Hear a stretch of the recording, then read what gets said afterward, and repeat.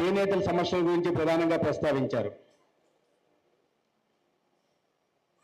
ఇక్కడ కొన్ని దశాబ్దాలుగా క్లస్టర్ తీసుకొస్తామని అంటున్నారు, రాలేదు. పట్టణానికి సంబంధించి దాని మీద ప్రధానంగా దృష్టి పెట్టాలని అనేక సమస్యలు గురించి ప్రస్తావిస్తూ దీని గురించి ప్రస్తావించడం జరిగింది. నేను వాస్తవం ఒప్పుకోవాలి, ఎందుకంటే ఈ రంగం మీద కానీ చేనేతలు ఎదుర్కొంటున్న సమస్యల మీద కానీ నాకు పెద్దగా అవగాహన లేదు.